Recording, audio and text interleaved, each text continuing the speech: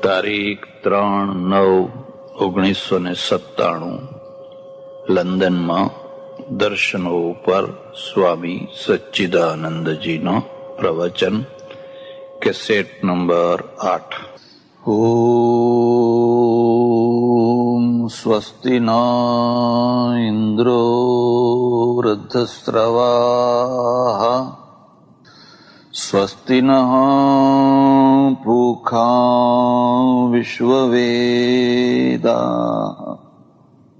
સ્વસ્તિ નસ્તારક્ષો અરિષ્ટનેમિઃ સ્વસ્તિ નો બૃહસ્પતિર્દધાતુ. ઓમ શાંતિ શાંતિ શાંતિ. સદ્ગુરુદેવ કી જય. દર્શનોની ચર્ચા ચાલી રહી છે અને દર્શનોમાં પૂર્વ મીમાંસા અને ઉત્તર મીમાંસા. મીમાંસા શબ્દનો અર્થ થાય છે પૂજિત વિચાર. મીમાંસા મીન્સ પૂજિત વિચાર. પૂજિત વિચાર એટલે પૂજ્યતા સાથેનો, શ્રદ્ધા સાથેનો વિચાર, એનું નામ છે મીમાંસા. માનો કે તમે લખ્યું કે તત્વ મીમાંસા,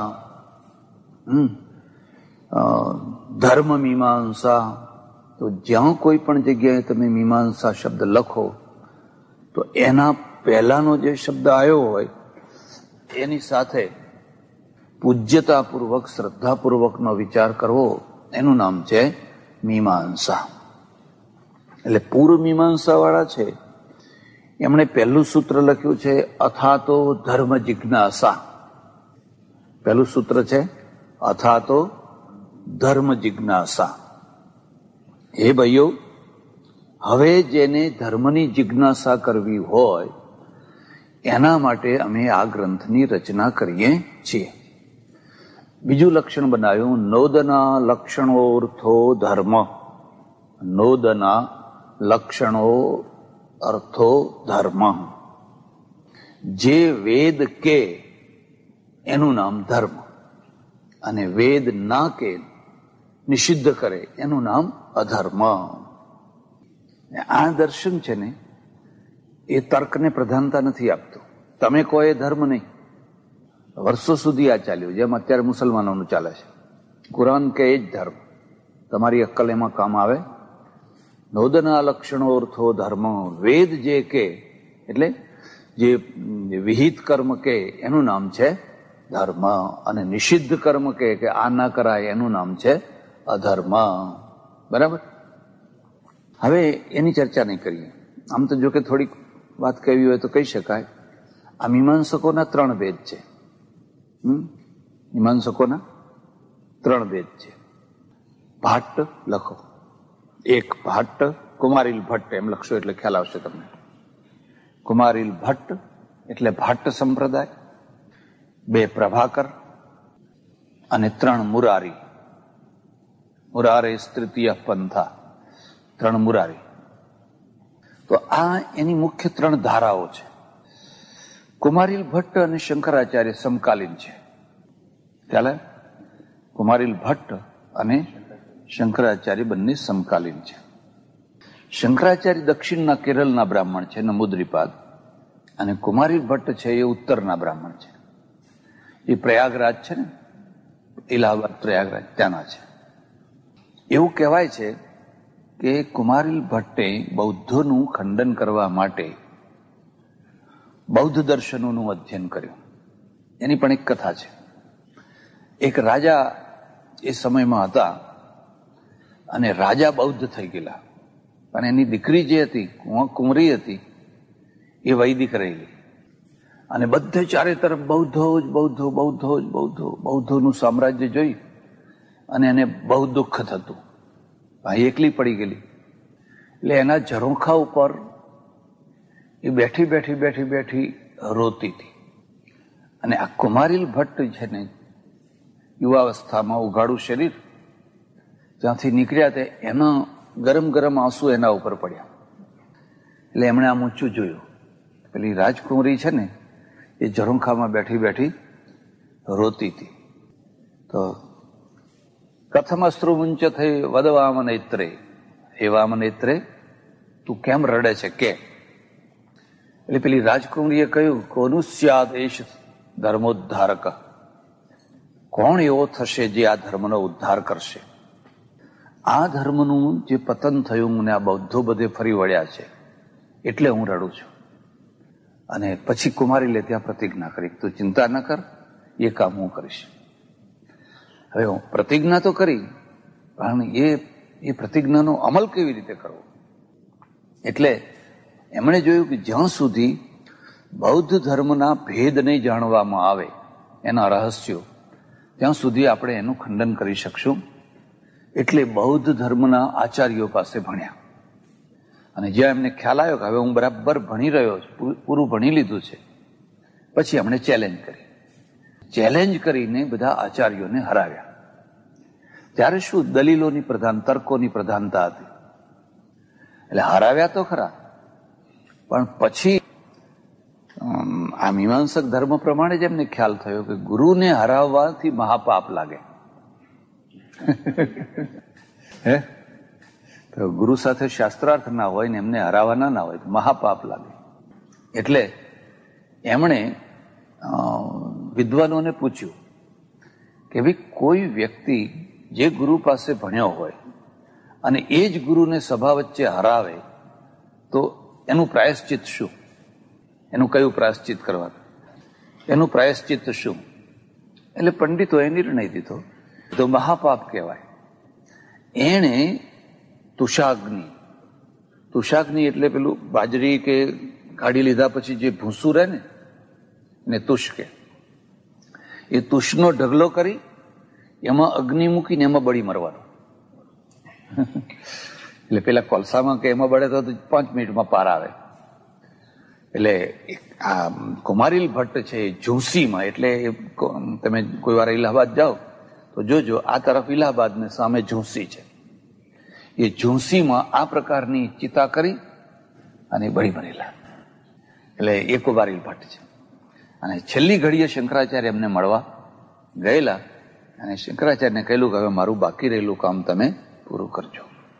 એટલે કોઈ વાર ઝૂંસી જાઓ, ઇલાહાબાદ જાઓ, પ્રયાગરાજ, તો સામે ઝૂંસી છે. હવે તો પુલ થઈ ગયો છે. એટલે એક મત છે કુમારીલ ભટ્ટનો, બીજો મત છે પ્રભાકરનો અને ત્રીજો મત છે મુરારીનો. એટલે આ 3 એના મુખ્ય મતો છે. એની ચર્ચા નહીં કરીએ, તમારા માટે બહુ કામની નથી. ઉત્તર મીમાંસા જે છે એટલે બ્રહ્મસૂત્ર જે છે એનું પૂરું પહેલું સૂત્ર છે અથાતો બ્રહ્મ જિજ્ઞાસા. અથાતો બ્રહ્મ જિજ્ઞાસા. જેમ પેલી ધર્મ જિજ્ઞાસા એમ અહીંયા છે બ્રહ્મ જિજ્ઞા. જેને કોઈને પણ બ્રહ્મને જાણવાની જિજ્ઞાસા હોય એના માટે આ ગ્રંથની રચના કરીએ છીએ. એટલે આ જે ગ્રંથ રચના થાય ને સૂત્રોમાં, એની એક બહુ સરસ ક્રમબદ્ધતા હોય. તો તરત જ પ્રશ્ન થયો કે બ્રહ્મ એટલે શું? તમે બ્રહ્મ કોને કહો છો? બ્રહ્મ શું વસ્તુ છે? તો બીજું સૂત્ર લખ્યું યથાતો બ્રહ્મ જિજ્ઞાસા. હમણાં યાદ હતું, ભૂલી ગયો. યતો વા ઇમાની ભૂતાની જાયંતે એન જાતાની જીવંતી યત પ્રયંતિ અભિવિશંતિ તદ વિજિજ્ઞાસસ્વ તદ બ્રહ્મ. આ શ્રુતિ છે ઉપનિષદ, પણ એના ઉપરથી સૂત્ર બનાવવા છે. અને એનું ટૂંકું રૂપ છે તજ્જલાન. તજ્જલાન. અને બ્રહ્મનું લક્ષણ જો તમે બરાબર ધ્યાનથી સમજો ને તો ઈશ્વર સંબંધી ઘણા ગોટાળા નીકળી જાય. આમનું કહેવું છે જેનાથી આ સૃષ્ટિની ઉત્પત્તિ થાય, સ્થિતિ થાય અને જેમાં પ્રલય થાય એનું નામ છે બ્રહ્મ. એનું નામ છે બ્રહ્મ. હવે બેયના ભેદને સમજો. યોગવાળાએ જે ઈશ્વરનું લક્ષણ કર્યું ને એ અને આ બેમાં ફરક છે. એમણે કહ્યું ક્લેશ કર્મ વિપાકાશય અપરામૃષ્ટ પુરુષ વિશેષ ઈશ્વર. જેને ક્લેશ ન લાગે અને જેને કર્મ વિપાક ના હોય. આપણને કર્મ વિપાક હોય, આપણે કર્મ કરીએ એટલે કર્મ પાછું એ પાકે. પણ ભગવાન આ સૃષ્ટિની રચના કરે પણ એને કઈ કર્મ લાગે? તો જેને ક્લેશ ના હોય અને જેને કર્મ વિપાક ના થતો હોય અને પુરુષ વિશેષ હોય એનું નામ છે ઈશ્વર. તો એ છે એ તો પેલો મુક્ત પુરુષ હોય, એ પણ હોય, મુક્તાત્મા પણ હોય. જે પુરુષ મુક્ત થયો હોય એને ક્લેશ ના હોય, એને કર્મ વિપાક ના હોય, એટલે એ પણ થઈ જાય. એટલે યોગ સૂત્ર વાળાએ આગળ એની સ્પષ્ટતા કરી. ના, એમ કે એ નહીં. સતુ પૂર્વેશામ અપી ગુરુ કાલે નાન વચ્છેદાત. સતુ પૂર્વેશામ અપી ગુરુ. આ જે ઈશ્વર છે એટલે પૂર્વમાં જે થઈ ગયા સિદ્ધ પુરુષો, મહાપુરુષો થઈ ગયા, એનો પણ એક ગુરુ છે. કાલે નાન વચ્છેદાત. આ બધા કોઈ કાલમાં અવચ્છિન્ન છે અને પેલો છે કાલથી પર છે. બેમાં ફરક સમજો. માનો કે બુદ્ધ, મહાવીર, ફલાણા ફલાણા ફલાણા, તો એ કોઈને કોઈ કાળમાં થયા. હવે તમે માનો કે મહાવીરને ભગવાન માનો, બુદ્ધને ભગવાન માનો કે ફલાણાને ભગવાન માનો, તો આમનું એમ કહેવું છે કે એ તો એક નિશ્ચિત કાળમાં થયા. એના કાળમાં પરમેશ્વર હતો અને એના જ્ઞાનથી આ સિદ્ધ પુરુષ થયા. સતુ પૂર્વેશામ અપી ગુરુ. એ તો પૂર્વમાં જે સિદ્ધ પુરુષો થયા એનો પણ એ ગુરુ છે. કાલે નાન અવચ્છેદાત. કારણ કે કોઈ કાળમાં અવચ્છિન્ન થતો, આ બધા કાળમાં અવચ્છિન્ન થાય છે. ઉત્તરવર્તી કાળમાં શું થયું કે મહાપુરુષોને આપણે ભગવાન માનતા થઈ ગયા. જે મહાપુરુષો થયા ને એ મહાપુરુષોને પછી મહાપુરુષો માનવાની જગ્યાએ ભગવાન માની લીધા અને એમાં બધી બહુ ગૂંચવણ થઈ ગઈ. આ બ્રહ્મસૂત્રમાં, યોગ સૂત્રમાં એવા કોઈ મહાપુરુષને ભગવાન નથી માન્યા. ઇવન એના રચનારા જે પતંજલિ કે વ્યાસ છે ને એ પણ ભગવાન નહીં, એ ઋષિ છે. એ ઋષિ છે. પછી જે આગળની પ્રક્રિયા આવી ને જે હાથમાં આવ્યો એ બધા ભગવાન. હું એ મારા સંપ્રદાયનો ભગવાન એટલે કોઈ 100 વર્ષ ઉપર, કોઈ 200 વર્ષ ઉપર, કોઈ 25 વર્ષ ઉપર, કોઈ 50 વર્ષ ઉપર, કોઈ 500 વર્ષ ઉપર, બધા ભગવાન જ ભગવાન બધા. અને એ ગોટાળો બહુ મોટો થઈ ગયો. એટલે આ કે છે ના, સતુ પૂર્વેશામ અપી ગુરુ કાલે નાન વચ્છેદાત. આમનું શું કહેવું છે કે ના, એ બરાબર તમારું લક્ષણ નથી, એ લક્ષણ બરાબર નથી. તો લક્ષણ શું છે? તો જેનાથી આ સૃષ્ટિની ઉત્પત્તિ થાય, સ્થિતિ થાય અને પ્રલય થાય, એનું નામ છે ઈશ્વર. હવે બેમાં ફરક શું છે? પેલા પક્ષમાં ઈશ્વર છે પણ એ સૃષ્ટિનો રચનારો નથી, એટલે પ્રલય કરનારો પણ નથી, એટલે સ્થિતિ કરનારો પણ નથી. તો છે ખરો, તો છે તો પછી શું કરે છે? શું માનો કે એવો છે ઈશ્વર, તો એ કરે છે શું? તો આ જે આ લોકો છે યોગ વાળા, એમનું કહેવું છે કે એ દયા કરે છે, એ રચતો નથી. પણ તમે જો એને પ્રાર્થના કરો, તમે એની સાથે તન્મયતા કરો, તો એ તમારા ઉપર કૃપા કરે, દયા કરે. એટલે દયા કરવી, કૃપા કરવી એ જ એનું કામ છે. અને સૃષ્ટિની રચના કરવી એ પ્રકૃતિનું કામ છે, એ ઈશ્વરનું કામ. એટલે ઈશ્વર પણ સૃષ્ટિ રચનામાં દખલગીરી કરી શકે નહીં. ઈશ્વરને એમ થાય કે આજ કલાક મોડો સૂર્ય ઉગાડવો છે તો એ મોડો ઉગાડી શકે. પ્રકૃતિની જે રચના છે એ પ્રકૃતિની રચનામાં ઈશ્વર દખલ કરી શકે. કારણ શું છે કે એ પોતે કાયદાને માનનારો છે, મનમુખી નથી. એ પોતે પણ કાયદાને માનનારો છે. આ લોકોનું શું કહેવું છે? આ લોકોમાં ખાસ કરીને આગળ જતા જે ભક્તિ માર્ગના આચાર્યો આવ્યા ને, એ લોકોનું શું કહેવું છે કે ના ના ના ના, આ લક્ષ્ય બરાબર નથી. સૃષ્ટિની ઉત્પત્તિ, સ્થિતિ ને પ્રલય તો એ કરે જ છે, પણ એ સિવાય એનું લક્ષણ છે, લખવું હોય તો લખો, કર્તુમ અકર્તુમ અન્યથા કર્તુમ સમર્થ. અન્યથા કર્તુમ અકર્તુમ અન્યથા કર્તુમ સમર્થ ઈશ્વર સર્વશક્તિમાન. એ કરતું એટલે શું? માનો કે આ ઘડિયાળ છે, એને અહીં મૂકવું હોય તો મૂકી શકે છે, અને ના મૂકવું હોય, એની ઈચ્છા નથી મૂકવું તો ના મૂકી શકે. એને અન્યથા કરતું એટલે એને અહીં મૂકવાની જગ્યાએ અહીં મૂકવું હોય તો અહીં પણ મૂકી શકે છે. એ આ નથી કરી શકતો એવું કોઈ વાક્ય જ નથી. સર્વસમર્થ. જો તમે એને સર્વશક્તિમાન ના માનો, સર્વસમર્થ ના માનો, તો એ તો સામાન્ય થઈ ગયો, એની કોઈ વિશેષતા જ ના રહી.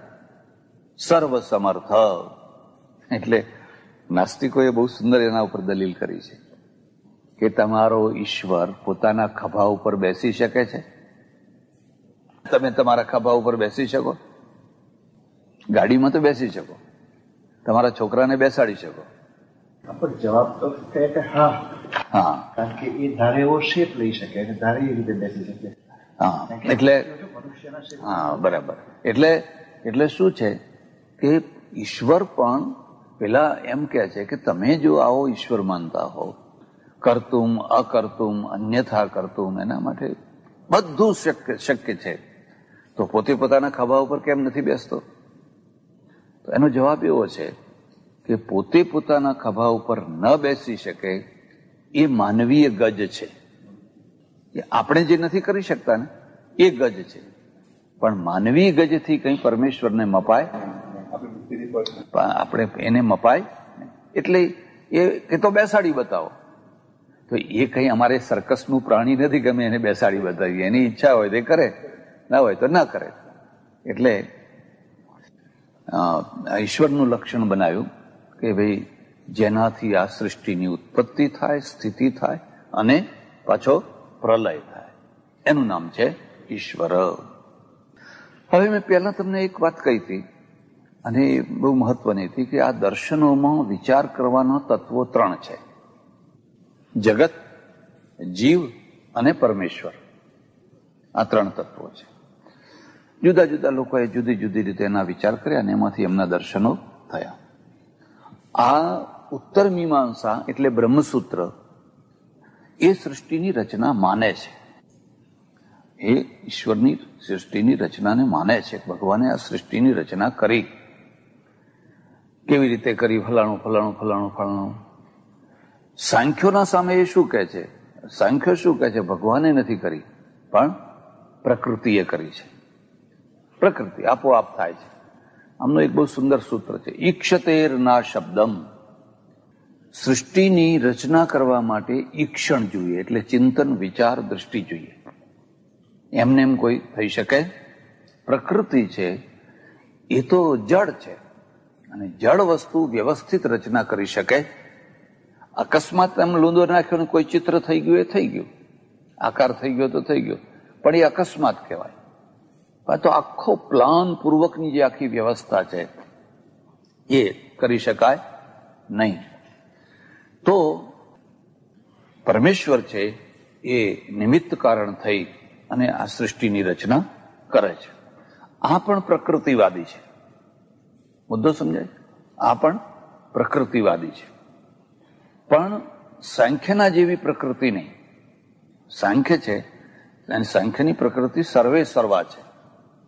આ પ્રકૃતિનો નિયંતા છે. શું છે? પ્રકૃતિનો.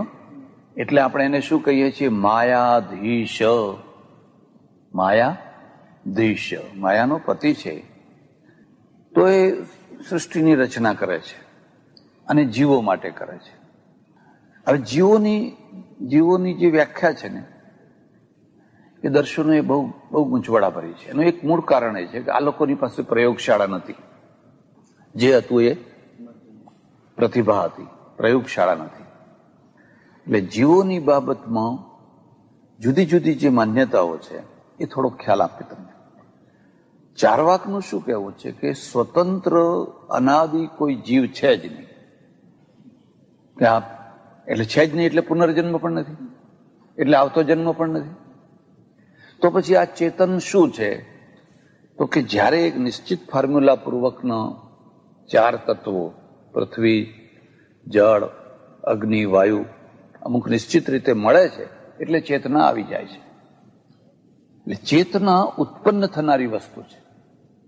અને માણસ જ્યારે મરે છે ત્યારે એ ચેતના ચાલી જાય છે. એટલે કોઈ જીવ જતો નથી કઈ એમ. ચેતના એક સ્થાયી સ્થિર વસ્તુ, સનાતન વસ્તુ નથી, પણ એક સંયોગિક વસ્તુ છે. એમને ઉદાહરણ આપ્યું છે કે માનો કે જેમ તમે પાન બનાવો છો તો કાથો, ચૂનો એ 2-3 વસ્તુઓ ભેગી કરો એટલે એમાંથી લાલાશ આવી જાય છે. હવે જે લાલાશ છે ને એ મિશ્રણથી આવી છે. બીજું ઉદાહરણ એમને આપ્યું છે કે આ મહુડા કે એવું તેવું કંઈક કરો તો એમાંથી મદ્ય બને છે. જે નિશો આવે છે, જે કેફ આવે છે, એ કેફ એમાંથી ઉત્પન્ન થયો. એવી જ રીતે આ શરીરના પણ નિશ્ચિત પ્રમાણનું સોલ્યુશન કરવામાં આવે એટલે એમાંથી ચેતના ઉત્પન્ન થઈ જાય છે. અને જ્યારે માણસ મર્યો હોય, મરતો હોય, મરી રહ્યો હોય ત્યારે એ ચેતના ધીરે ધીરે ધીરે ધીરે જતી રહે છે. જેમ કમ્પ્યુટરમાં, જેમ ગાડીમાં, જેમ કેલ્ક્યુલેટરમાં, જેમ બધે તમે જોઈ શકો, ઘડિયાળમાં, એવી રીતે. એટલે એ લોકો અનાત્મવાદી છે. કેવા છે? અનાત્મવાદી છે. અને એને સૌથી વધારે સારું શું થયું કે એને પરલોકની ચિંતા નહીં, કે હવે આ જીવ ક્યાં જશે ને કેવા કર્મ ભોગવશે કે કેવું શું થશે, કે એવી કોઈ એને કર્મકાંડની કોઈ નહીં કે ભાઈ આ શ્રાદ્ધ કરાવો, અહીંયા ફલાણું કરાવો કે એવું કશું જ નહીં. એ તો એક જ. લોકો એટલે ચાર્વાકના ફોલોઅર્સ. હા, એટલે એનો ફક્ત નિશ્ચિત વર્ગ. હા, બીજા કોઈ હોય તો એ એનો વર્ગ કહેવાય ને. તો એક સાંખ્ય હોય કે હા, એ નહીં. આ તો ચાર્વાકના. એટલે અનાત્મવાદી છે અને અનિશ્વરવાદી છે. બરાબર. બૌદ્ધોનું શું કહેવું છે કે ભાઈ આત્મા છે, જીવાત્મા બિલકુલ નથી એમ નહીં, પણ એ વિજ્ઞાન રૂપ છે અને એની ધારા ચાલી આવે છે. કારણ કે એનું શું કહેવું છે કે જેટલું ક્ષણિક હોય એટલું જ સત્ય છે. સત્યની વ્યાખ્યા છે યત ક્ષણિકમ તત સત્યમ. જે નિત્ય હોય એ સત્ય હોય જ નહીં. આ શંકર સિદ્ધાંતથી બિલકુલ ઉલટો છે. અને એટલે એમને બીજી વ્યાખ્યા કરી છે, લખવું હોય તો લખજો. અર્થ ક્રિયાકારીત્વમ સત્યત્વમ. અર્થ ક્રિયાકારીત્વમ સત્યત્વમ. જેમાંથી અર્થ ક્રિયા, જે અર્થમાં ક્રિયાકારિતા હોય. માનો કે આ રૂમાલ છે તો આમાં ક્રિયા છે. આ જૂનો થાય છે, મેલો થાય છે, ધોવાય છે, એની ઘડી વરાય છે, એને ખુલ્લો કરાય છે, તો એ ક્રિયાકારિત્વ છે. જેમાં આવું ન થતું હોય, જે અર્થમાં ક્રિયાકારિતા ના હોય, એ વસ્તુ જ નથી, એનું અસ્તિત્વ જ નથી. હવે આત્મા છે એમાં તો આવું કશું થતું નથી. એટલે કે એવી કોઈ આત્મા જેવી એવી કોઈ વસ્તુ જ નથી. યત ક્ષણિકમ તત સત્ય. એટલે તમે કહો કે બ્રહ્મ આવું છે, એક રૂપ રહેનાર હોય એવી કોઈ વસ્તુ જ ના હોય. એમાં અર્થ ક્રિયાકારિતા હોવી જોઈએ. તો આ બૌદ્ધનું એમ કેવું છે કે ભાઈ જે જીવાત્મા છે, જીવ જે છે એ ક્ષણિક છે, પણ એની ધારા ચાલે છે સતત. એ ધારા ચાલતી મનુષ્ય શરીરમાં આવે છે. પુનર્જન્મ માને છે, કર્મવાદ માને છે. મનુષ્ય શરીરમાં જયારે આવે છે અને પછી એ નિશ્ચિત કર્મ કરતા બૌદ્ધ ધર્મમાં દીક્ષિત થાય, પછી બૌદ્ધ ધર્મનો ભિક્ષુ થાય, અને બૌદ્ધ ધર્મનો ભિક્ષુ થયા પછી એ નિશ્ચિત પ્રકારના સાધનો વગેરે કરે તો પેલી ધારા છે ને એ લુપ્ત થઈ જાય, સમાપ્ત થઈ જાય. એ ધારા સમાપ્ત થઈ જાય એટલે એનું નામ થયું નિર્વાણ. એટલે મોક્ષ શબ્દ નથી વાપરતા એ લોકો, નિર્વાણ. અને નિર્વાણ શબ્દનો પણ અર્થ સમજવા જેવો છે. વાણ એટલે શું? પેલો ખાટલો હોય ને, એ ખાટલાને જે પાછળથી પાંજેત આમ ખેંચે ને એને પાંજેત કહેવાય, અને વચ્ચે જે હોય ને ગૂંથેલું એને વાણ કહેવાય. ખ્યાલ આવે? પણ એ બધું ઢીલું થઈ જાય ને એટલે પાછું આમ ખેંચે, એને પાંજેત કહેવાય ને પેલું કહેવાય વાણ. હવે વાણ જેનું છૂટી જાય એનું નામ કહેવાય નિર્વાણ. તો હવે વાણ છે ને એ જન્મનું પ્રતીક છે. આપણે ત્યાં ગામડામાં કહે છે એ અમારે ઘેર ખાટલો આવ્યો છે. ખાટલો આવ્યો છે એટલે બાળક જન્મ્યું છે, બાળક જન્મ્યું છે. એટલે એનું ઉપલક્ષણ થયું કે એ વાણ છે ફરી ફરીને જન્મવું, એ જેમાંથી છૂટી જાય એનું નામ કહેવાય નિર્વાણ. તો એમાં શું, પોતે જ સમાપ્ત થઈ ગયા, પોતાના અસ્તિત્વની જ સમાપ્તિ થઈ ગઈ, પણ એને માને છે આત્માને. હવે બીજા બધા જે છે એ પણ જુદી જુદી રીતે કોઈને કોઈ રીતે આત્માને માને છે કે આ શરીર છે એમાં કોઈને કોઈ આત્મા છે. જૈનો શું કહે છે કે જેટલું શરીર છે એટલો આત્મા છે. હાથીના શરીરમાં હાથી જેવો અને કીડીના શરીરમાં કીડી જેવો, એટલે મધ્યમ પરિમાણી શરીર પરિમાણી એવું માને છે. તો હવે એનો બહુ વિરોધ ખંડન થયું છે કે ભાઈ કીડીનો આત્મા જયારે હાથીના શરીરમાં જાય તો કે હાથી જેવો થઈ જાય રબડની માફક, અને હાથીનો શરીરમાંથી જયારે કીડીના શરીરમાં જાય તો સંકોચ વિકાસ થઈ જાય. એટલે એમને એમ પૂછવામાં આવ્યું કે ભાઈ એ સાવયવી છે કે નિરવયવી, એના અવયવ છે કે અવયવ નથી? તો જો અવયવ હોય તો સંકોચ વિકાસ થાય, અને અવયવ ન હોય તો સંકોચ વિકાસ થઈ શકે. રબડ છે, રબડનો અવયવ છે. બીજું કે જ્યારે તમે એ રબડને ખેંચીને મોટું કરો છો ત્યારે પાતળું થઈ જાય છે, અને ફરી પાછું જયારે એને ઘટ કરો છો ત્યારે જાડું થઈ જાય છે.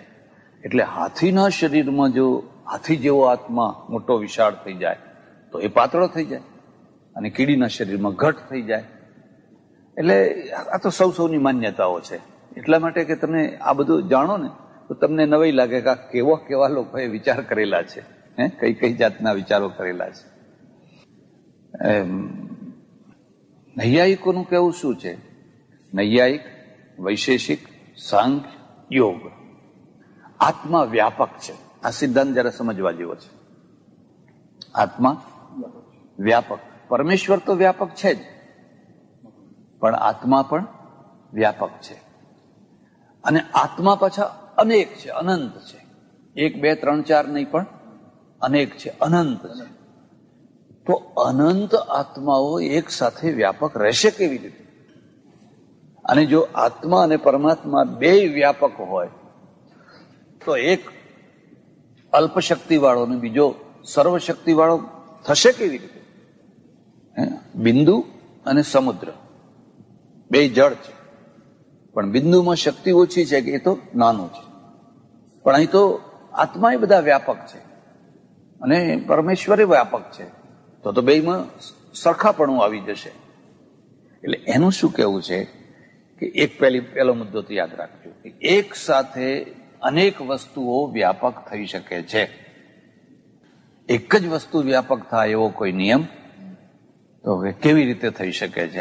આજે આપણે આજના પરિપ્રેક્ષ્યમાં ઉદાહરણ લઈએ તો માનો કે કેટલા રેડિયો સ્ટેશનો, કેટલા વાયરલેસો, કેટલા ટીવી સ્ટેશનો, હવે એક સાથે 100ની અણી જેટલા નાના પોઈન્ટ ઉપર બીબીસી આવે છે, ફલાણું આવે છે, ફલાણું આવે છે, ફલાણું આવે છે. એક આપણે જે રેડિયોમાં સ્ટેશન મેળવીએ છીએ એ તો એની ફ્રીક્વન્સી મેળવીએ છીએ. આજકાલ જે આ ટેલિફોનના કેબલ નીકળ્યા છે ને, તો પહેલા જાડા કેબલ નાખવા પડતા, અને પ્રત્યેક કેબલ સેપરેટ. હવે આખું બદલાઈ ગયું. હવે તો એકદમ ઝીણો વાયર, અને એક વાયરની અંદર 10,000 ફ્રીક્વન્સીઓ જાય. એટલે તમે 10,000 ટેલિફોનોના જોડાણ આપી શકો. હવે જાય છે એક જ વાયરમાં, પણ તમારો ટેલિફોન એમને ના સંભળાય ને એમનો ટેલિફોન એમને ના સંભળાય. તો આ ભેદ કેવી રીતે કરી દીધો? તો એ ભેદ કર્યો ફ્રીક્વન્સીના આધારે. તમે કઈ રીતે ફ્રીક્વન્સી સેટ કરો છો એના ઉપર છે. તો એક જ જગ્યા ઉપર અનેક વસ્તુઓ વ્યાપક રહી શકે. આ બ્રહ્માકુમારી વાળા છે ને, એમનું શું કહેવું છે કે ઈશ્વર વ્યાપક નથી. ઈશ્વર વ્યાપક નથી, એ તો ઉપર ધામમાં બેઠેલો છે. મુસલમાનો પણ એવું માને છે. એ 7મા આસમાનમાં એક ખુરશી ઉપર બેઠો છે. અને ઇઝરાયલ, મેકાઇલ, જીબ્રાઇલ એ ચાર જે દૂતો છે એ ખુરશી ઉપાડીને ઊભા છે. આ તો આપણા જેવું જ છે. હવે કોઈ પૂછે કે એ પાછા કોના ઉપર ઊભા છે? એ ચાર દૂતોએ ખુરશી ઉપાડી. કોઈ વાર એમ ડગમગે થાય ને પાછા, તો આ માણસ છે, હવે ગમે એમ થાક લાગે એટલે તો બિચારા અલ્લાહ મિયાં પાછા ડગમગ થઈ જાય ને. પણ એ પાછા કોના ઉપર ઊભા છે? તો કે ફલાણા ઉપર. તો એ ફલાણા શાના ઉપર ઊભા છે?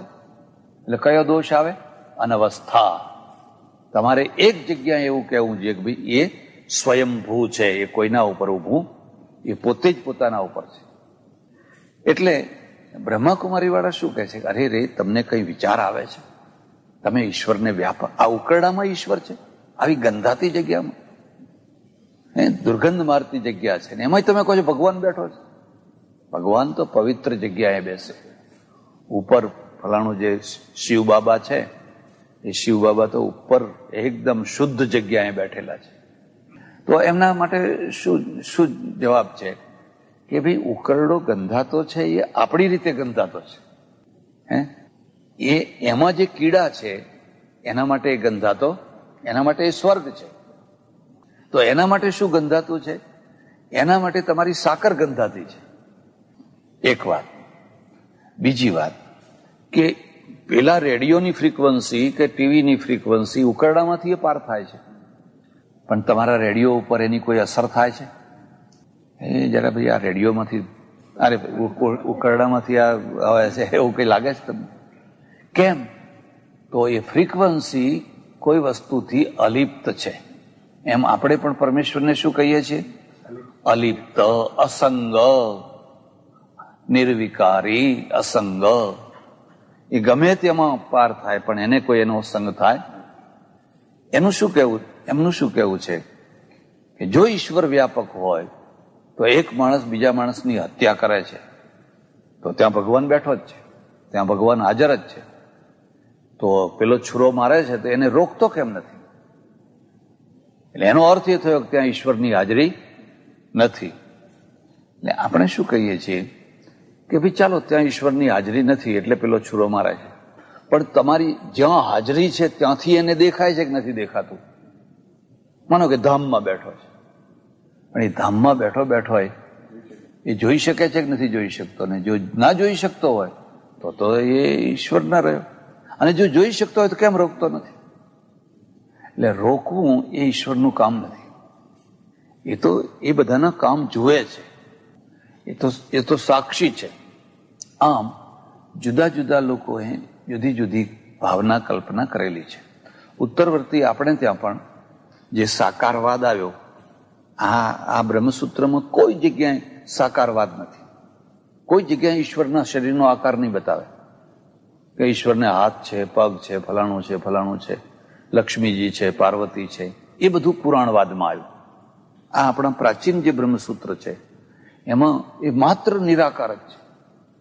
ઉત્તરવર્તી કાળમાં પછી શું થયું? ભગવાન વિષ્ણુ વૈકુંઠમાં રહે છે, વૈકુંઠ આવું છે, પવિત્ર છે, ધામ છે, ફલાણું. કૃષ્ણ ભગવાન ગોલોકમાં રહે છે, ત્યાં બધી ગોપીઓ જ ગોપીઓ છે. એક જ પુરુષ છે, કૃષ્ણ સિવાય કોઈ પુરુષ નહીં. એટલે પુષ્ટિ માર્ગના આચાર્યો છે ને એ આટલો મોટો ચોટલો રાખે. સાઉથ ઇન્ડિયન તમે જુઓ, વલ્લભાચાર્યથી માંડીને આવડો મોટો ચોટલો રાખે. એટલું જ નહીં પણ પાછું પેલું માથે ઓઢે. સાઉથ ઇન્ડિયન સંન્યાસીઓ પણ માથે ઓઢે. એ પોતે ગોપી ભાવ છે એ બતાવવા માટે. એટલે ગોલોકમાં તો ભગવાન કૃષ્ણ બિરાજ્યા છે. પછી શિવજી તો કૈલાસમાં બેઠા છે. દરેકે પછી પોતપોતાનું એક ધામ બનાવ્યું. સ્વામિનારાયણ વાળાએ અક્ષરધામ બતાવ્યું.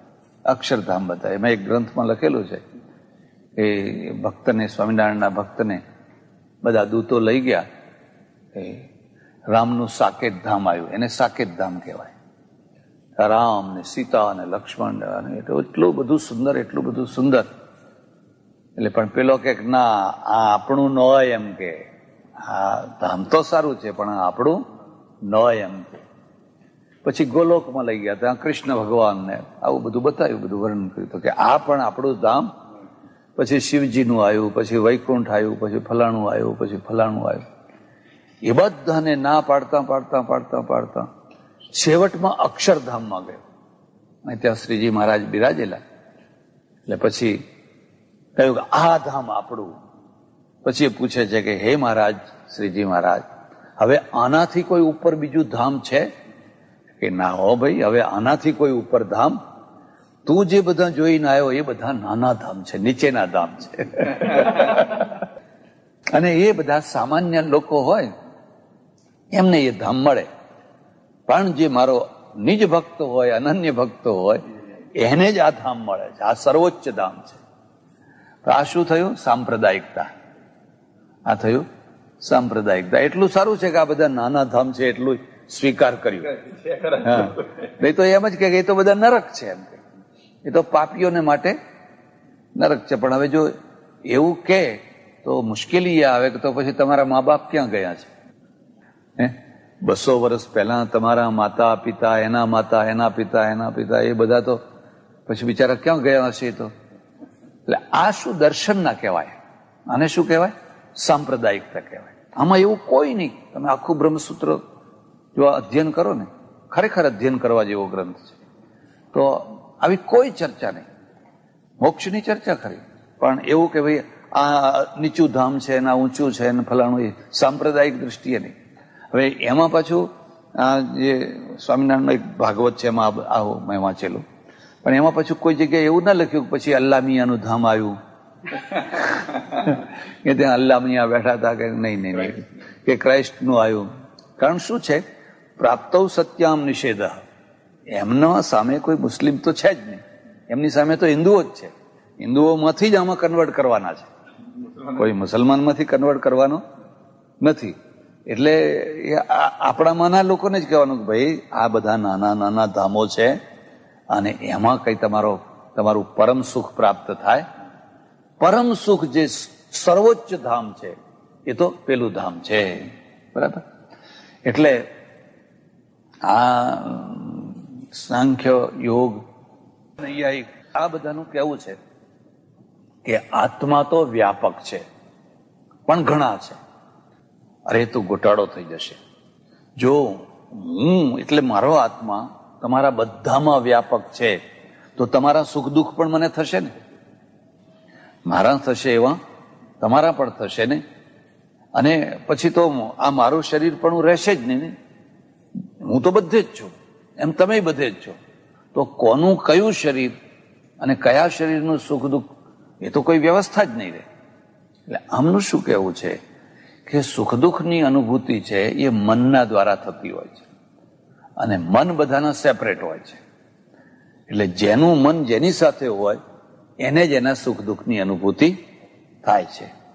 એટલે મારો આત્મા તમારામાં પણ ખરો, પણ મારું મન ત્યાં નથી, એટલે તમારી અનુભૂતિ મને થશે નહીં. પણ જેની મોહ શક્તિ, પ્રેમ શક્તિ કોઈ બીજા સાથે તન્મય થયેલી હોય તો એના સુખ દુઃખનો અનુભવ થાય છે. માનો કે છોકરું માદું પડ્યું તો એનું દુઃખ માને થાય છે. તો કેમ થાય છે? કારણ કે બાળકના પ્રત્યે એની મોહ વૃત્તિ છે. એટલે આવું માને છે. કર્મ પોતપોતાના છે. ઉત્તરવર્તી કાળમાં જતા જતા જતા જે વૈષ્ણવ આચાર્યો આવ્યા એમણે આમાં સુધારો કર્યો કે આત્મા અણુ છે, વ્યાપક નથી પણ અણુ છે. અણુ એટલે એકદમ ઝીણો નાનો છે અને હૃદયમાં રહે છે. અને પછી એ હૃદયમાં આવે છે ને હૃદયમાંથી બહાર નીકળે છે, આંખમાંથી, કાનમાંથી, નાકમાંથી, ફલાણામાંથી મૃત્યુ વખતે એ બહાર નીકળે છે. ને પછી લોક પરલોક વગેરે જગ્યાએ તો એ જીવ છે. ને એમાં ઉદાહરણ આપ્યું શ્રુતિનું. ઉપનિષદ એમાં ઉદાહરણ આપ્યું કે એષોણુરાત્મા ચેતસા વેદિતવ્ય. આ જે અણુરૂપ આત્મા છે એ ચિત્તના દ્વારા જાણવા જેવો છે. અણુરણીયાન મહતો મહિયાન.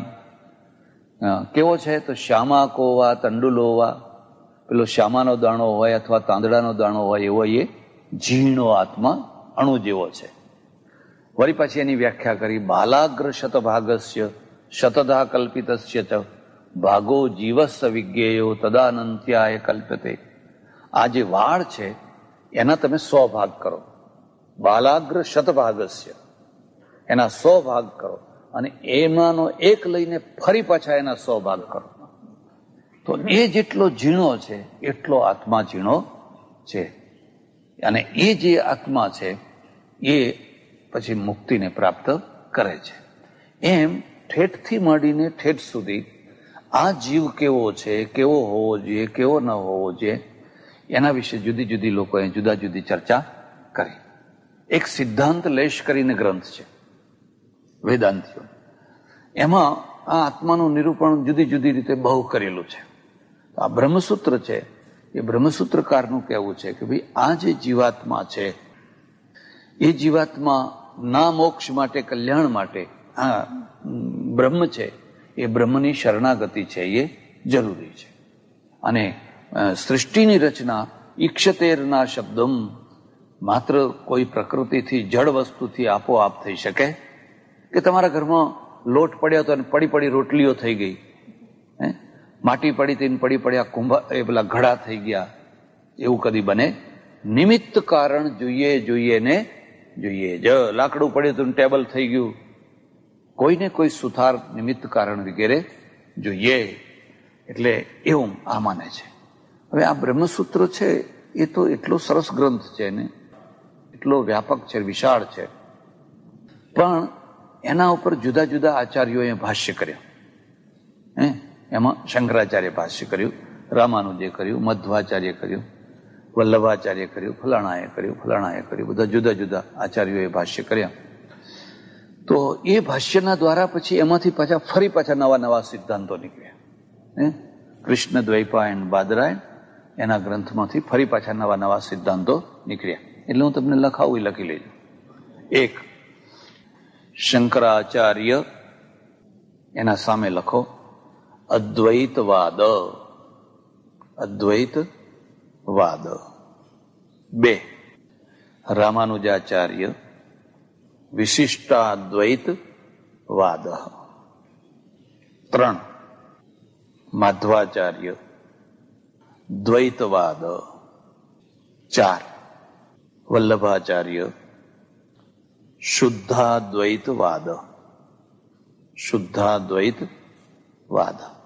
પછી નિમ્બાર્ક, ચૈતન્ય, બીજા બધા આચાર્ય, એ બધા ભાસ્કરાચાર્ય વગેરે છે, પણ આ 4માં બધું સમીકરણ થઈ જાય છે એટલે બીજું વધારાનું નથી લખાતું. તો 8મી શતાબ્દીમાં શંકરાચાર્ય થયા 788માં. અનુમાને આશરે માને છે લોકો 788માં. અને 820માં એમનો દેહ ઉત્સર્ગ, એટલે 32 વર્ષની ઉંમરે દેહ ત્યાગ. હવે શંકરાચાર્ય જે થયા એમના ગુરુનું નામ ગોવિંદપાદાચાર્ય અને એમના ગુરુનું નામ ગૌડપાદાચાર્ય. ગૌડપાદાચાર્ય છે ગોવિંદપાદાચાર્ય અને એમના ગુરુનું નામ છે, તો આ છે કેરળના બ્રાહ્મણો, દક્ષિણી બ્રાહ્મણો. એમાં કોઈ શંકા નહીં, બહુ બુદ્ધિશાળી. એમાં શંકરાચાર્યના 2-3 બહુ મોટા જમા પાસા છે. એક તો એની પાસે અત્યંત પ્રાંજલ ભાષા છે. અત્યંત પ્રાંજલ એટલે તમને સાંભળવી ગમે એવી, એટલે અને બહુ સુબોધ. રામાનુજની ભાષા ક્લિષ્ટ છે, માધવાચાર્યની ભાષા ક્લિષ્ટ છે. અમારે ત્યાં એવી માન્યતા છે કે જે તથાગત હોય એની ભાષા હંમેશા સરળ હોય. તમે ગાંધીજીની ભાષા જુઓ, એકદમ સરળ, તમારે એમ શબ્દકોશ કે એવું કંઈ જોવું ના પડે. પણ અરવિંદની ભાષા જુઓ તો કશું સમજાય જ નહીં. એનો અર્થ એવો નથી કે ગાંધીજી છીછરા વિચારો કરે છે અને પેલા ડીપ વિચારો કરે છે, એવો નથી, એવો અર્થ નથી. રામકૃષ્ણની ભાષા એકદમ સરળ છે. તથાગતની ભાષા બિલકુલ પ્રાંજલ હોય, બિલકુલ સરળ હોય, સુબોધ હોય. કારણ કે જ્ઞાન છે ને, સત્ય બહુ સરળ છે, અસત્ય જ વાંકું ચૂકું છે. કોર્ટમાં જે વકીલો છે ને, એ તમે જે સાચો કેસ છે, એ સાચો કેસ લડવાના ઓછા પૈસા આપવા પડે અને ખોટો કેસ લડવાના. પણ જે ક્લિષ્ટ ભાષા છે ને, એ દોષ માન્યો છે. શંકરાચાર્યની ભાષા બહુ પ્રાંજલ, બહુ સુંદર, બહુ મીઠી ભાષા છે. એક બીજું, શંકરાચાર્ય જયારે આ ભાષ્યો લખ્યો ત્યારે એમની સામે જે આ પાછળથી બધા આચાર્યો થયા એવા કોઈ આચાર્યો નતા. બહુ સરળતાથી એમણે ભાષ્યો લખ્યા અને એકાદ બે અપવાદોને બાદ કરીએ કોઈ જગ્યાએ ભાષાની તોછડાઈ નથી. ભાષાની તોછડાઈ એટલે શું કે વિરોધીને હલકો બતાવવો, એના પ્રત્યે તુચ્છકાર કરવો, એનું અપમાન કરવું, એવું તમને નહીં લાગે. એટલે ભલે વિરોધી ગમે તે હોય પણ એને કોઈ હલકા શબ્દોથી નહીં. ઉત્તરવર્તી કાળમાં પંડિતોમાં બહુ તોછડાઈ આવી. હવે હું તમને એક જ દાખલો આપું કે માધવાચાર્યનું ખંડન કરવા માટે એક અદ્વૈતના પંડિતે પુસ્તક લખ્યું. એ પુસ્તકનું નામ શું લખ્યું ખબર છે?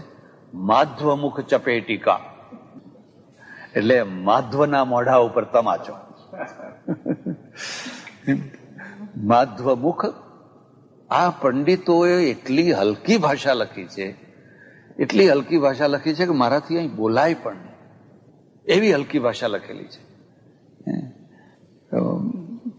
એક જ ઉદાહરણ આપું, મને જરા સંકોચ થશે પણ હું તમને આપું કે એક પંડિતે બીજા પંડિતના ખંડન માટે લખેલું છે.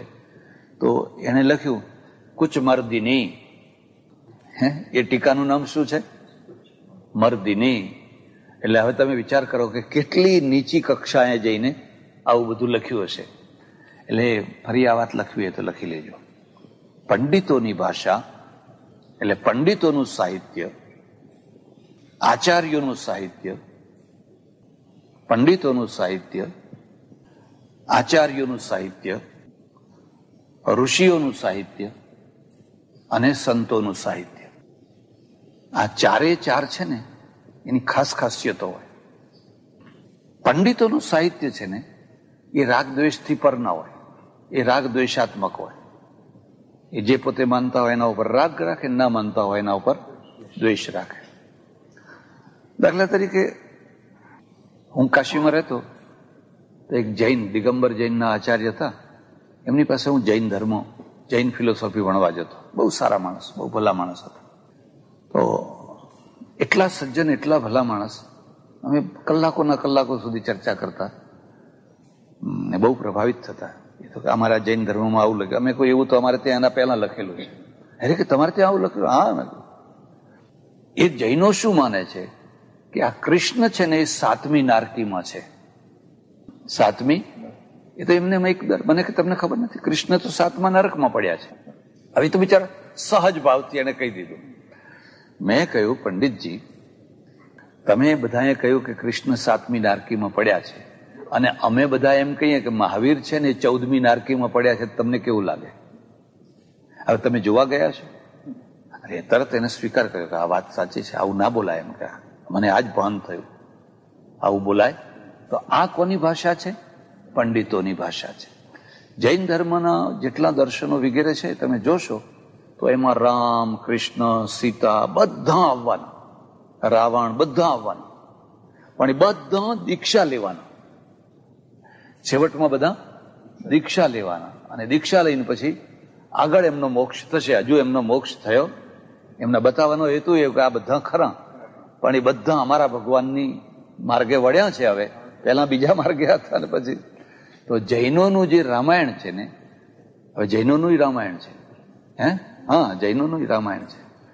પણ મુસીબત શું છે કે કોઈને ખબર નથી કે કયો ગ્રંથ કઈ શતાબ્દીમાં રચાયો. જૈનોનું રામાયણ 12મી શતાબ્દીમાં રચાયેલું છે, એટલે આધુનિક છે. 12મી શતાબ્દીમાં હેમચંદ્રાચાર્ય એની રચના કરી.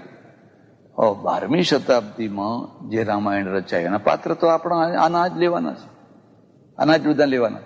પણ જૈનો શું માને કે અમારું તો જૂનું રામાયણ છે અને એમાં થોડોક ભેદભાવ, ફરક કરેલો છે. પણ રૂપાંતર આ છે કે રાવણે દીક્ષા લીધી, રામે દીક્ષા લીધી, લક્ષ્મણે દીક્ષા લીધી, સીતાએ દીક્ષા લીધી, બધા દીક્ષા લઈ લેવાના. બધા ઉપસંહારમાં બધા દીક્ષા લઈ લેવાના. અને હવે એક રસ્તે ચડ્યા છે. આમ ભૂલેલા હતા બધા, હિંસામાં પડેલા, આમ ને મારો ને કાંટો ને ફલાણું ને ફલાણું, એટલે એવું. તો આ કઈ પંડિતોની ભાષા. ભલે સંસ્કૃતમાં લખ્યું હોય, અને સંસ્કૃતમાં લખ્યું હોય તો પણ એ કંઈ ગ્રંથો બહુ રાગદ્વેષથી પર હોય. આપણા ત્યાં પણ જૈનો માટે એવું થોડું લખ્યું છે, પણ 7મી નારકીમાં પડ્યા છે એવું નથી લખ્યું. શંકરાચાર્ય લખ્યું છે, હસ્તિના તાડ્યમાનોપી ન ગચ્છે જૈન મંદિર. તમે એક સાંકડી ગલીમાંથી આવતા હો અને સામેથી હાથી આવતો હોય ગાંડો તૂર, અને તમને મારી નાખવાનો હોય, બચવાની એક જ જગ્યા હોય કે આ જૈન મંદિરમાં જવાથી, તો હસ્તિના તાડ્યમાનોપી ન ગચ્છે જૈન મંદિરમ. હા, હવે આમાં આટલો ફરક છે કે તમે જૈન મંદિરમાં ના જશો એટલું જ કહ્યું છે, પણ એવું નથી કહ્યું કે મહાવીર નરકમાં પડ્યા છે. ખ્યાલ આવે? બંનેમાં ફરક ખ્યાલ આવે? હવે આવું કેમ કહેલું? એવું એટલા માટે કહેલું કે આ જૈનો પહેલેથી જ લલચાવા માટે શીરો બનાવતા. શીરો બનાવે અને પેલા લોકો હોય હેડોન કે પ્રસાદ મળે છે ને, એટલે શીરા માટે શ્રાવક,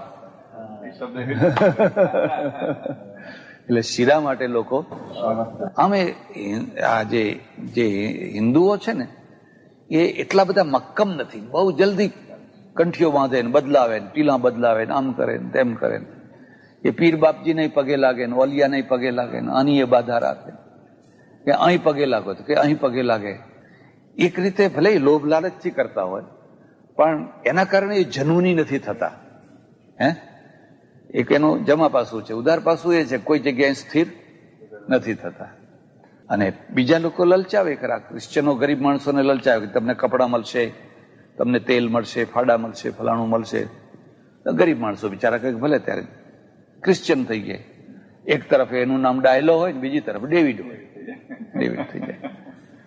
આવું જ સ્વામિનારાયણ વાળા અત્યારે એવું કરે, ભાઈ આવજો બધા રવિવારે, બધાને જમવાનું, બધાને જમવાનું અને સારું જમવાનું હોય.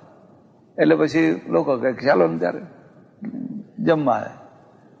જમવા મુસલમાનને બોલાવો તો એ જમે તો ખરો, પણ કઈ કંઠી બંધાવે?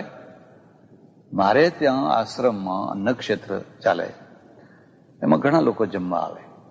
એમાં એક 80 વર્ષની ડોસી આવે, સૂરજ, મોલે ઇસ્લામ ગરાસિયા.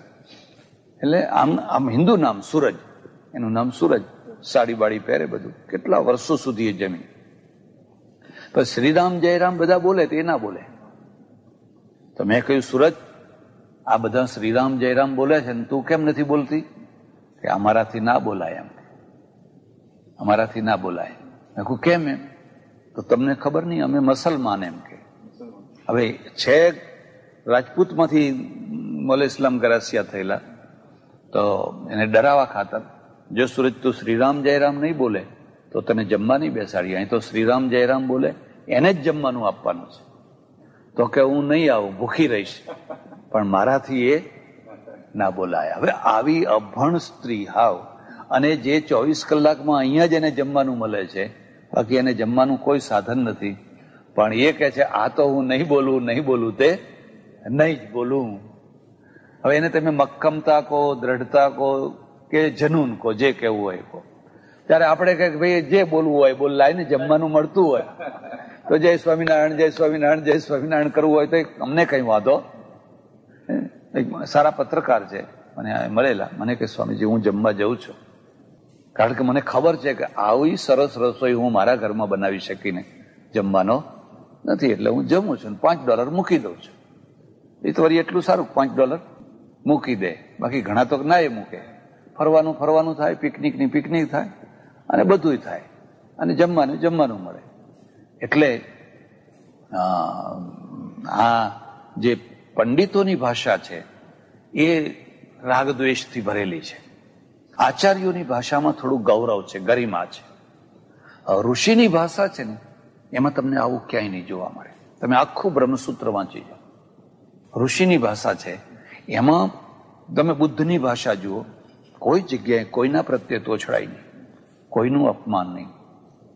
એનો વિરોધ હોય તો વિરોધ બતાવે. ગાંધીજીની ભાષા જુઓ, એ અંગ્રેજોના સામે લડવાનું ખરું, પણ અંગ્રેજો માટે કદી હલકો શબ્દ નહીં વાપરવાનો કે આ લુચ્ચા છે ને ચોર છે ને બદમાશ છે ને આવું છે ને, એવું કદી નહીં વાપરવાનું. એમ જે ઋષિઓની ભાષા છે ને એ બિલકુલ સંતુલિત ભાષા છે. અને સંતોની ભાષા જે છે ને, આપણા ત્યાં જે સંતો થયા ને, એ ભાષા એકદમ ઊંચી કક્ષાની. એને પોતાના વિચારો રાખે પણ બહુ ઊંચા લેવલ ઉપર રાખે. અને આ પંડિતોની ભાષા બહુ હલકા લેવલની, બહુ નીચામાં નીચા લેવલની ભાષા. એટલે સંસ્કૃતમાં લખેલું બધું જ શાસ્ત્ર છે એવું નહીં માની લેવાનું. એમાં હલકી કક્ષાનું પણ છે અને ઊંચી કક્ષાનું પણ છે. એટલે જૈનો છે એ જૈનો આત્માને માને પણ મધ્યમ પરિમાણી માને, વૈષ્ણવો માને પણ વૈષ્ણવ આવી રીતે માને. અને આ રીતે સૌએ પોતપોતાના મોક્ષ બનાવ્યા. આચાર્ય પીરિયડ શરૂ થયો એના પહેલા, ધ્યાન દેજો, એના પહેલા આપણે ત્યાં પૌરાણિક પીરિયડ હતો, પુરોહિત પીરિયડ, પૌરાણિક પીરિયડ.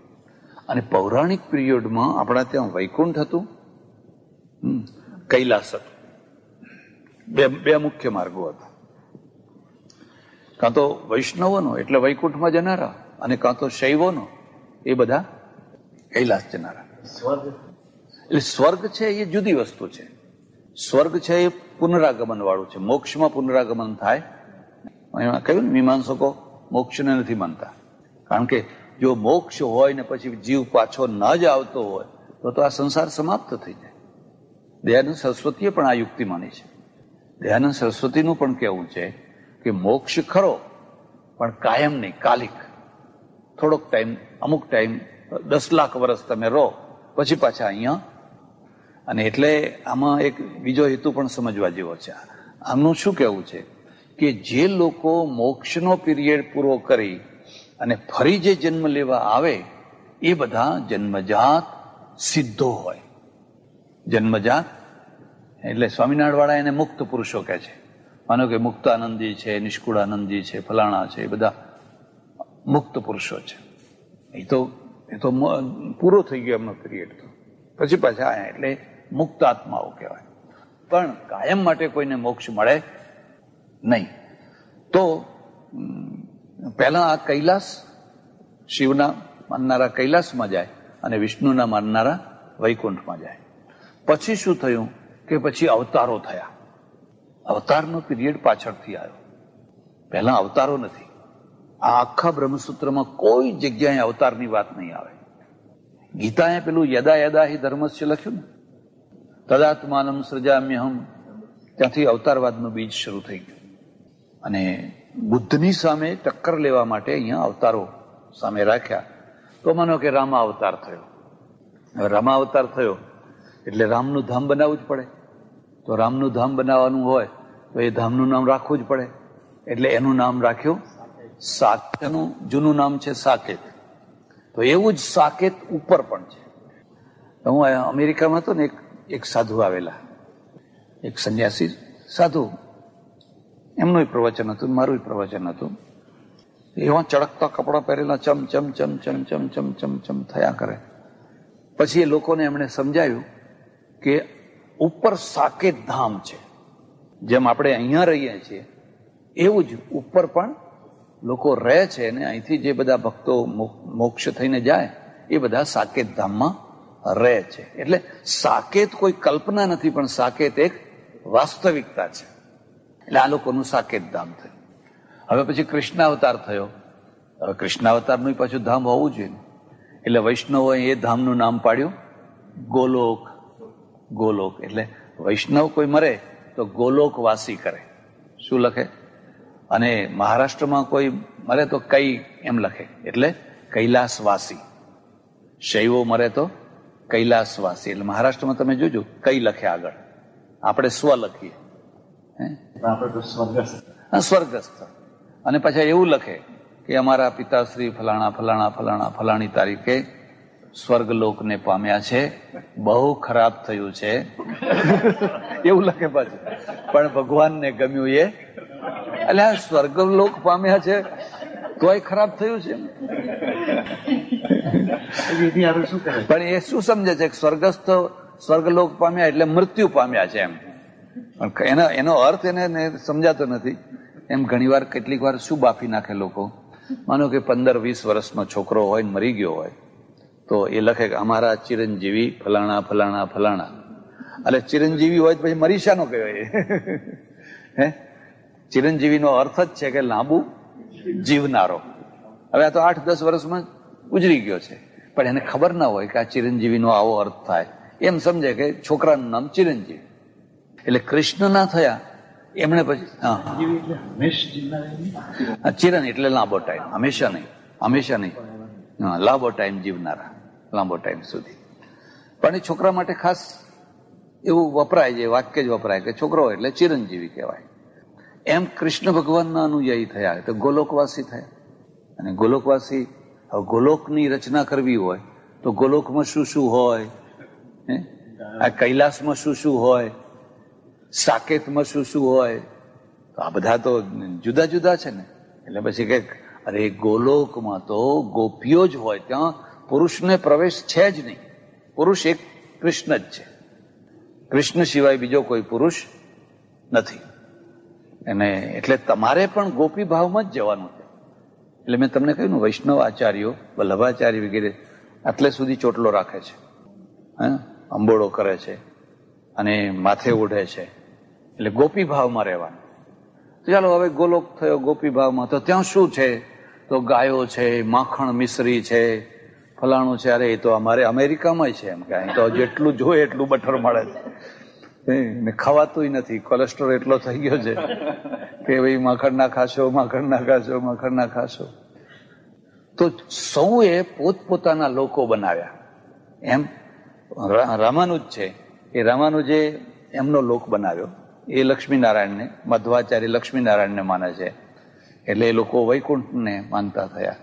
એ ભગવાન લક્ષ્મીનારાયણને વૈકુંઠમાં આમ બેઠા છે. પછી એમણે પણ મુક્તિના 4 ભેદ કર્યા. લખવા હોય તો લખી લેજો. સાયુજ્ય, સામીપ્ય, સાલોક્ય અને સ્વરૂપ. તો માનો કે તમે વૈષ્ણવ છો, લક્ષ્મીનારાયણને માનનારા છો, તો તમને મોક્ષ મળ્યો. પણ મોક્ષની 4 કક્ષાઓ છે. એટલે એક કક્ષા કેવી છે? સાલોક્ય, એમના ધામમાં રહેવાનું મળ્યું. એમના ધામમાં, એટલે તમને લંડનમાં રહેવાનું મળ્યું માનો.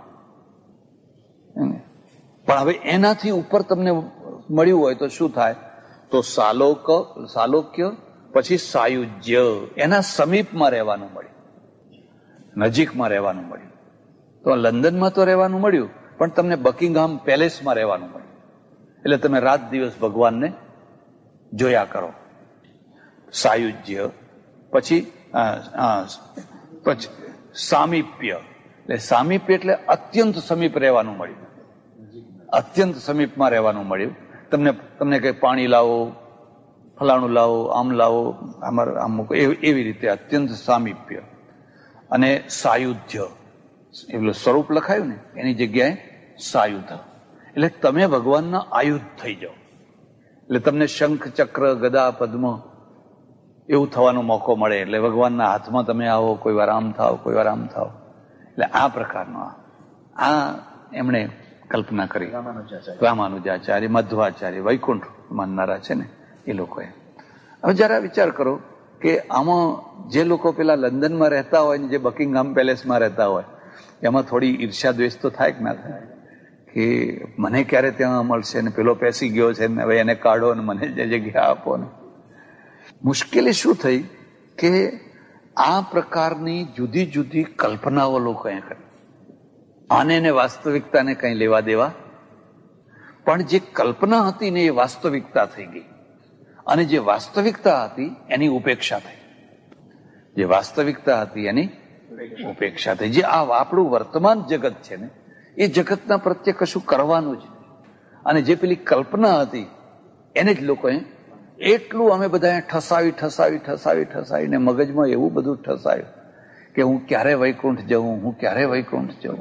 તો પેલા કે હું ક્યારે ગોલોક જઉં, તો પછી લડી પડે, બેસ કે તારા કૈલાસમાં તો શું રાખ્યું છે. અને વાતે સાચી. હવે તમે કૈલાસમાં જાઓ તો કૈલાસમાં તો ભભૂતિના ગોળા હોય, મહાદેવજી બેઠા હોય ચોડીને. ત્યાં કઈ ગાયો ના હોય, કઈ માખણ મિશ્રી ના હોય, કઈ ફલાણું ના હોય, કઈ ફલાણું ના હોય, તો એકલી આ શિવ ને પાર્વતી બેઠા હોય. બેસ બેસ કે તારા કૈલાસમાં શું રાખ્યું છે? તો પેલો કે બેસ બેસ હવે તારા ફલાણામાં શું રાખ્યું છે? એટલે પેલાને લખવું પડ્યું, દિલ કો બહેલાને કો ગાલિબ, જન્નત કા ખ્યાલ અચ્છા હૈ. દિલ કો બહેલાને કો ગાલિબ, જન્નત કા ખ્યાલ. કેમ? આના પાછળ પણ હેતુ છે કે જ્યારે તમારું હૃદય મન બહેલાવાની કોઈ બીજી વસ્તુ ના હોય તો પછી કલ્પના તો કલ્પના, પણ મન તો બહેલાવું જ પડશે ને. જો તમે મન નહીં બહેલાવો તો તમે મન મૂર્છાઈ જશે. એટલે કલ્પના તો કલ્પના, પણ આમાં કેટલાય લોકો આનંદથી જીવતા રહે હે. અને આજે ઘણા લોકો જીવે છે ને જો એમને ખબર પડે કે આ તો બધી કલ્પના છે તો બિચારા નિરાધાર થઈ જાય, તો એકદમ તૂટી પડે, તો કલ્પનામાં જીવી રહ્યા છે. એટલે આ બ્રહ્મસૂત્ર છે, એ બ્રહ્મસૂત્રની અંદર સૃષ્ટિની રચના, સૃષ્ટિની ઉત્પત્તિ કેવી રીતે થઈ, સ્થિતિ કેવી રીતે થઈ, પ્રલય કેવો, 4 અધ્યાય છે. પ્રત્યેક અધ્યાયના 4 પાદ છે, વિરોધીઓની સાથે છે બધું.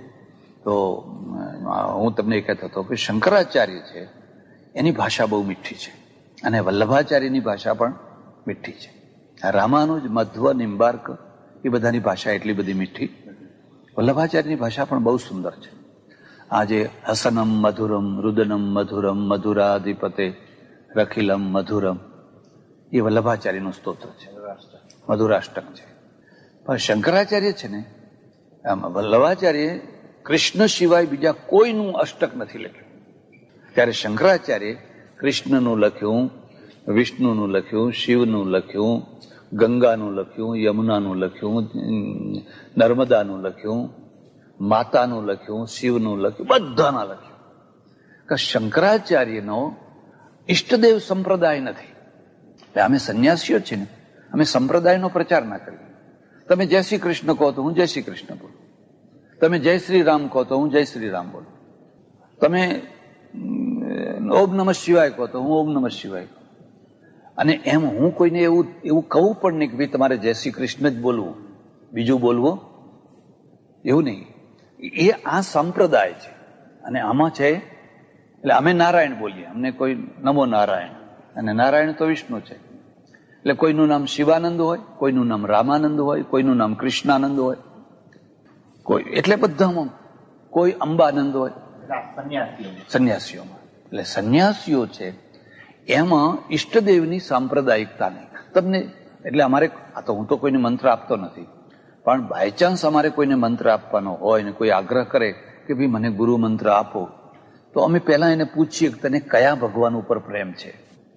તો એક મને શિવ ઉપર છે તો ઓમ નમઃ શિવાય, એક મને કૃષ્ણ ઉપર છે તો ઓમ નમો ભગવતે વાસુદેવાય. અમે એમ દુરાગ્રહ ના કરીએ કે એ બધું છોડી દે ને હું કહું એ જ કરે, એવું ના કરીએ.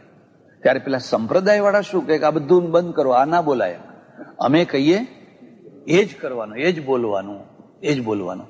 એટલે આ બેયના ભેદને સમજવો જોઈએ, બંનેના ભેદને સમજવો જોઈએ. તો શંકરાચાર્ય છે એ શંકરાચાર્યનો જે એમના સિદ્ધાંતને પણ કહું, એમના સિદ્ધાંતનું નામ છે અદ્વૈતવાદ, અને માધવાચાર્યના સિદ્ધાંતનું નામ છે દ્વૈતવાદ, રામાનુજના સિદ્ધાંતનું નામ છે વિશિષ્ટાદ્વૈત, અને વલ્લભાચાર્ય છે એમનું સિદ્ધાંતનું નામ છે શુદ્ધાદ્વૈત. ખ્યાલ આવે છે? હવે માનો કે વલ્લભાચાર્ય શુદ્ધાદ્વૈત નામ કેમ રાખ્યું અને શંકરાચાર્ય અદ્વૈત કેવલાદ્વૈત નામ કેમ રાખ્યું? તમને એક જ ઉદાહરણ આપું એટલે ખ્યાલ આવશે.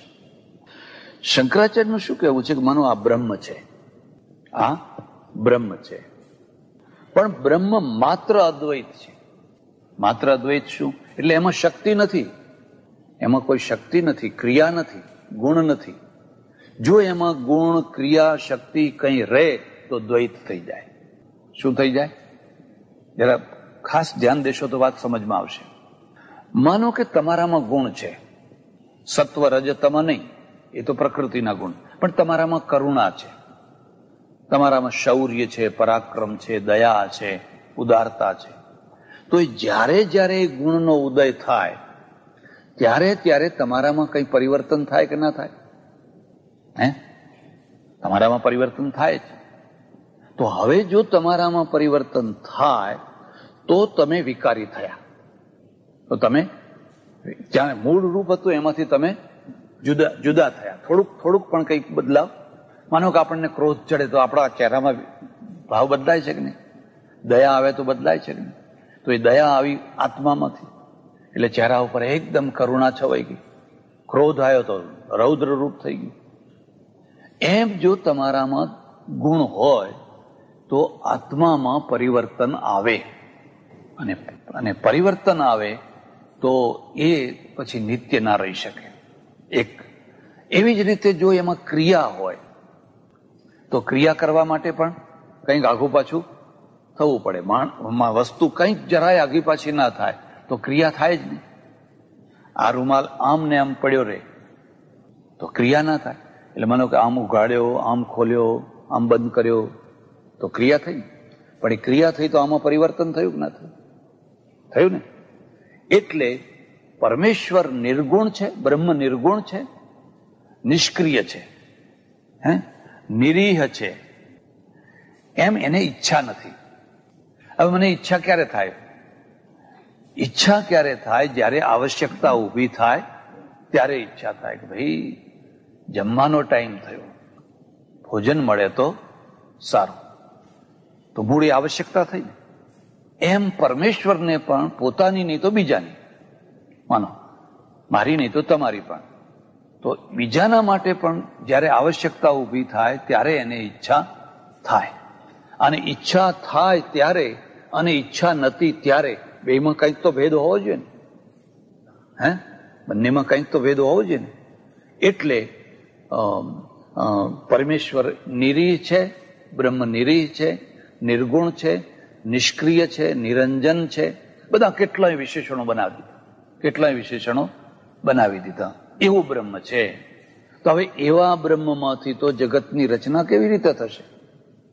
એ નિમિત્ત કારણ થશે કેવી રીતે? એટલે વૈષ્ણવ શું કહે છે? વૈષ્ણવનું કહેવું છે કે પરમેશ્વરમાં ઈચ્છા છે, ગુણ છે, ક્રિયા છે, ધર્મો છે, બધું છે. અને બધું હોવા છતાં પણ એ નિરંજન છે, એ અવિકૃત છે. કોઈ વિકૃતિ, દાખલા તરીકે વલ્લભા. એટલે શંકરાચાર્ય શું કહે છે કે સૃષ્ટિની રચના જે થાય છે એ માયામાંથી થાય છે. માયામાંથી થાય, પ્રકૃતિની હો. આ લોકો માયા શબ્દ વાપરે છે, સાંખ્ય લોકો પ્રકૃતિ વાપરે છે, અને આમ શંકરાચાર્ય વાળા છે એ માયા વાપરે છે. તો માયામાંથી સૃષ્ટિની રચના થાય છે. તો માયા એક બીજું તત્વ થયું તો દ્વૈત થઈ ગયું. તમે અદ્વૈત ક્યાં રહ્યું? અમારા મૂળ બ્રહ્મમાંથી કઈ સૃષ્ટિની રચના થતી નથી, તો આ માયામાંથી થાય છે, દ્વૈત થઈ ગયું. એટલે શંકરાચાર્યના માણસો શું કહે છે? માયા મિથ્યા છે, બ્રહ્મ સત્ય છે, માયા મિથ્યા છે. તો પેલા કહે કે મિથ્યામાંથી તો વળી કોઈ વસ્તુ થતી હશે? જો એ મિથ્યા જ છે તો મિથ્યામાંથી કોઈ વસ્તુની ઉત્પત્તિ થાય? બ્રહ્મ સત્ય, જગત મિથ્યા. જગત મિથ્યા, જગત મિથ્યા. બહુ અટપટું આ દર્શન છે, બહુ ગૂંચવાડા, બહુ અટપટું છે. એટલે વલ્લભાચાર્યનું શું કહેવું છે કે વલ્લભાચાર્યનું કહેવું છે કે આ જગત માયામાંથી નથી થયું, તો શામાંથી થયું છે? પરમેશ્વરમાંથી, ભગવાનમાંથી થયું છે, કૃષ્ણમાંથી થયું છે. તો કૃષ્ણમાંથી થયું હોય તો આ જગત પણ કૃષ્ણ રૂપ થઈ જાય ને. એટલે એમનું શું કહેવું છે? શુદ્ધાદ્વૈત. કેવું? શુદ્ધાદ્વૈત. મૂળ કારણને કોઈ વિકૃતિ આવ્યા વિના ઉપર જે કાર્ય થઈ જાય અને કાર્ય પણ સાચું હોય એનું નામ શુદ્ધાદ્વૈત. શંકરાચાર્યના ત્યાં શું છે? મૂળ કારણ જે છે એમાં કોઈ વિકૃતિ આવ્યા વિના ઉપર જે કાર્ય થઈ જાય એ વિવર્ત છે. શબ્દ લખી લેજો, વિવર્ત. પણ વિવર્તથી જે કાર્ય થયું એ સાચું નથી. વલ્લભાચાર્ય કહે છે સાચું છે, વિવર્ત નથી. પણ વિવર્ત, એની વ્યાખ્યા પછી કરીશ, જરા અઘરી છે. જગત સાચું છે અને પેલા કહે છે જગત વિવર્ત છે એટલે મિથ્યા છે. હવે વલ્લભાચાર્યનું ઉદાહરણ છે કે પરમેશ્વર છે એ જો કુંભારની માફક માટીમાંથી ઘડો બનાવતા હોય અને માટી વિના ઘડો બનાવી ન શકતા હોય તો એ તો માટીને આધીન થઈ ગયા, તો સર્વશક્તિમાન ક્યાં રહ્યા? જેમ કુંભાર છે, કુંભારને માટીની જરૂર પડે છે, એમ પરમેશ્વરને પણ પ્રકૃતિની કે ફલાણાની જરૂર પડે. ત્યારે એ પરમેશ્વર જે જગત બનાવે છે એ કેવી રીતે બનાવે છે? સ્ફૂર્તિ માત્રથી, ઈચ્છા માત્રથી.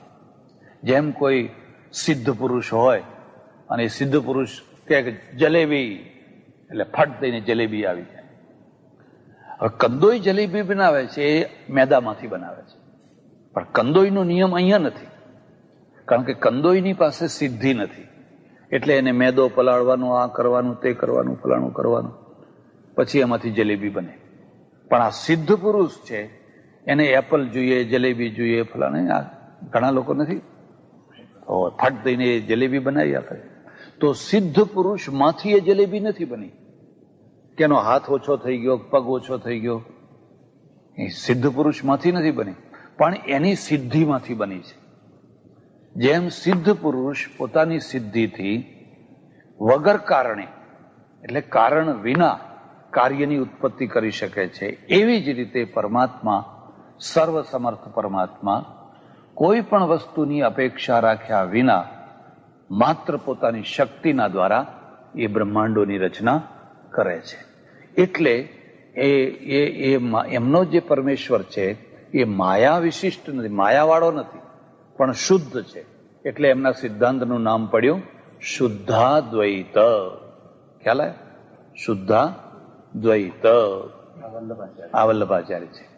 એ તો ઈચ્છા કરી આવું થઈ જાય તો થઈ ગયું, થઈ ગયું.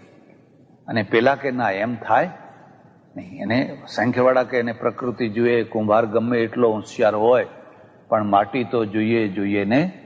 એટલે માટી મૂળ તત્વ છે. પેલા કે નહીં માટી બાટીની કઈ જરૂર નહીં, બોલ્યું કામ થઈ જાઓ એટલે થઈ જાઓ. શંકરાચાર્ય કહે છે કે માટી ખરી પણ એ મિથ્યા છે, એ સાચી નથી. બેયના ભેદ છે. આજે એની ચર્ચા કરું, બહુ અઘરું થઈ જાય, જરા માથું ચડી જાય. ઓમ પૂર્ણમદ પૂર્ણમિદમ પૂર્ણાત પૂર્ણમુદચ્યતે પૂર્ણસ્ય પૂર્ણમાદાય પૂર્ણમેવાવશિષ્યતે. ઓમ શાંતિ શાંતિ શાંતિ.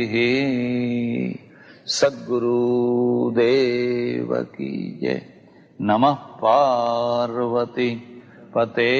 હર હર મહાદેવ.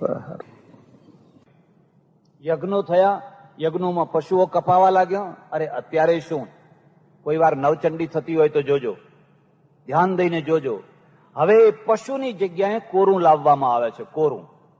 અને કોરું છે ને એક ક્ષત્રિયના હાથમાં તલવાર આપી અને અસ્ત્રાય ફટ કરીને એને વધેરવામાં આવે છે. પછી એના ટુકડા કરવામાં આવે છે, એમાં લાલ કંકુથી રંગવામાં આવે છે, જુદી જુદી જગ્યાએ મૂકવામાં આવે છે. અને એમ માની લેવામાં આવે છે કે આ પશુની જગ્યાએ કોરાનો વધ કરવામાં આવ્યો. એટલે આ આખો વળાંક થયો, એનો વિરોધ બુદ્ધે કર્યો. અને બુદ્ધને જયારે એમ કેવું પડ્યું, તમે શું જાણો, વેદમાં લખ્યું છે, શાસ્ત્રો આમ કે છે. હંમેશા સ્થાપિત હિતોએ શાસ્ત્રોનો ભયંકર દુરુપયોગ કર્યો. નાસ્તિકોએ આ દેશને કદી નુકસાન નથી પહોંચાડ્યું. આજ સુધીની નાસ્તિકોનું તો કશું ચાલતું જ નથી. પણ શાસ્ત્રના નામે દુરુપયોગ કરનાર, એમણે ભયંકર દુરુપયોગ કર્યો. બુદ્ધે કહ્યું આવું ના હોય, એને વેદમાં લખ્યું છે. તું શું સમજે? આજકાલનો છોકરો સંસ્કૃત ભણેલો છે, શાસ્ત્રાર્થ કરવા છે. બુદ્ધે હાથ જોડ્યા. એને કહ્યું જો તમારા વેદમાં એવું લખ્યું હોય તો એ વેદની મારે કોઈ જરૂર નથી. તમારા ઘરમાં રાખો એ વેદ, મારે એવા શાસ્ત્રની કોઈ જરૂર નથી. બસ અહીંથી એક જુદો ફાંટો પડ્યો. એ જ જુદો ફાંટો પડ્યો એને આપણે કહીએ છીએ વાણી. વેદ વાણી. વાણી એટલે શું? કોઈને કોઈ સંતોના દ્વારા રચાયેલી વાણી. પછી એ કબીર વાણી હોય, પછી એ નાનક સાહેબની વાણી હોય. ગુરુ ગ્રંથ સાહેબમાં હું તમને ભલામણ કરું છું, અધ્યયન કરજો, ધર્મનું અધ્યયન કરજો. ગુરુ ગ્રંથ સાહેબની અંદર 50-60 સંતોની ભેળી વાણી છે. કોઈ એક પુરુષની લખેલી વાણી નથી. એમાં નામદેવના 25 ભજનો, 26 ભજનો છે. કબીર સાહેબના ભજનો છે. કેટલા એ વખતના જે સંતો હતા એ સંતોની બધી વાણી ભેગી કરી અને ગુરુ ગ્રંથ સાહેબ બનાવવામાં આવ્યો. મંદિરમાં મૂકી દીધો. ગુરુ ગોવિંદસિંહે કહ્યું કે હું છેલ્લો ગુરુ, હવે મારા પછી કોઈ ગુરુ નહીં, હવે આ ગ્રંથ એ જ ગુરુ. તમારે જે નિર્ણય કરવો હોય એ આ ગ્રંથમાંથી કરજો, આ ગ્રંથને પગે લાગજો, આ ગ્રંથની પૂજા કરજો, આ ગ્રંથ એ જ ગુરુ છે. એમાં બધા સંતોની વાણી ભેગી કરવામાં આવી. એટલે આપણા ત્યાં એક પરંપરા ચાલી, અને પરંપરા કોની ચાલી? જેમાં આપણે વાણીને પ્રમાણ માનવામાં આવ્યું.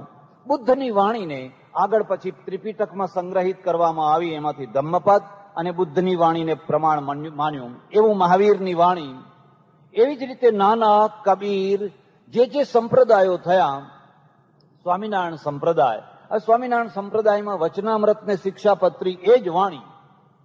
એ સંપ્રદાયનો જે નિર્ણય કરવો હોય તો વેદને આધાર પછી પણ પહેલા શિક્ષાપત્રી શું કહે છે, વચનામૃત શું કહે છે, આવી રીતે જે પરંપરાઓ ચાલી એમાં એ મહાપુરુષોની જે વાણી, એ વાણીને પ્રધાન કેન્દ્રમાં મૂકી દેવામાં આવી. એટલે એક વાણી પ્રમાણ માનનારું શાસ્ત્ર વર્ગ. આવું કેમ થયું? આવું કેમ થયું? કારણ પહેલી વાત તો એ હતી કે વેદોને લોકો સુધી પહોંચવા ના દેવામાં આવ્યા. આજે પહોંચ્યા છે? આજે કોઈ જાણો છો? કોઈ 4 વેદ નજરે જોયા છે? વાંચવાની વાત તો બહુ દૂર રહી, પણ 4 વેદ કોઈ નજરે જોયા છે? આજે પણ વેદોને લોકો સુધી પહોંચી શક્યા? તો ત્યારે તો કઠોરમાં કઠોર સ્ત્રી શુદ્રો ના ધીયતા, સ્ત્રીને ને શુદ્રોને કદી ભણાવવા ના જોઈએ, એમને તો વેદ સંભળાવવા પણ ના જોઈએ. હવે આ બધી કટ્ટરતા એટલે વેદ માત્ર ઉપરના વર્ગ સુધી રહી ગયા. નીચેના વર્ગને હવે આધાર શો? એ આધાર મળી ગયો વાણીનો. કબીર વાણી, નાનકની વાણી, દાદુની વાણી, નરસિંહની વાણી, તુકારામની વાણી, નામદેવની વાણી, જ્ઞાનેશ્વરની વાણી, આ બધા સંતોની વાણીને એ વાણીના આધારે પ્રજા જીવવા લાગી. પણ ત્રીજો જે વર્ગ થયો, ત્રીજું જે શાસ્ત્ર થયું ને, એ પુરાણ. એટલે વેદ જ્યારે અભ્રય ઉપર ચડી ગયા ત્યારે પુરાણો આવી ગયા. અને પુરાણોનો આખો આધાર અવ્યવસ્થા છે. અવ્યવસ્થા એટલે પાર વિનાની અવ્યવસ્થા. એમાં ઈશ્વરના અનેક રૂપ, દેવદેવીઓના અનેક રૂપ, એક જ વર્ગને વારંવાર એને જ લાભ થયા કરે એવી જ બધી રચના, એવી જ બધું આયોજન. પછાત વર્ગ, પાછલો વર્ગ, જે અસ્પૃશ્ય છે કે હળધૂત થયેલો, એના માટે કોઈ જગ્યા નહીં, કોઈ ચાન્સ નહીં. હિન્દુ પ્રજા 3 ભાગમાં વલોવાતી, 3 ભાગમાં. અને એમાં જે સંપ્રદાયો અસંતુષ્ટ થઈને ફૂટ્યા એમણે વાણી ઊભી કરી. જેમણે આ પરંપરામાં સંતોષ ન થયો એ જુદા થયા, અને જુદા થઈને એમણે ઊભી કરી વાણી. બ્રહ્મો સમાજ એક એવો સમાજ થયો જેમાં રાજા રામમોહન રાય, દેવેન્દ્રનાથ ઠાકોર, રવિન્દ્રનાથ ઠાકોર, કેશવચંદ્ર સેન, આવા મોટા મોટા બેરિસ્ટર ને મોટા મોટા સાહિત્યકારો એમાં ભળેલા. બંગાળનું આખું ક્રીમ, બંગાળનું આખું બુદ્ધિશાળી વર્ગ બ્રહ્મો સમાજમાં ભળી ગયો. એટલે જે ઉપનિષદનો માર્ગ છે એ ઉપનિષદના માર્ગને સમજવાની આ ખાસ કાળજી રાખજો. તમે કોરા જ્ઞાની ના બનો, એમ અંધશ્રદ્ધાળુ ભક્ત ના બનો. કોરો જ્ઞાની, લુખ્ખું જ્ઞાન રસ વિનાનું, વાચાળ જ્ઞાન રસ વિનાનું. જેમ અંદરથી માણસ ખોખળો થઈ જાય એમ કોરું જ્ઞાન ખોખળું છે. અને મને માત્ર આંધળી ભક્તિ છે એ વેવલાપણો છે, એ વેવલાપણો છે, એમાં અંધશ્રદ્ધા છે. ઉપનિષદ બંનેનો સમન્વય કરે છે, બંનેનો મેળ કરે છે. વિવેકાનંદે આ જ વાતની બહુ સુંદર એક રૂપક આપ્યું છે. એક પક્ષી છે, એક પક્ષી છે, એને 2 પાંખો છે, એક પૂંછડું છે. 2 પાંખો છે એ કર્મ ને ઉપાસના છે, કર્મ અને ભક્તિ છે. અને પૂંછડું છે એ જ્ઞાન છે. તો પક્ષી ઉડે છે તો પાંખોથી ઉડે છે કે પૂંછડાથી ઉડે છે? પાંખોથી. હવે તમે માનો કે કોઈ સંપ્રદાયમાં પડી ગયા અને એક પાંખ કાપી નાખી, કર્મની પાંખ કાપી નાખી, મારે કંઈ કર્મ કરવાનું, અથવા ભક્તિની પાંખ કાપી નાખી, તો પક્ષીની દશા શું થશે? ઉડી શકશે?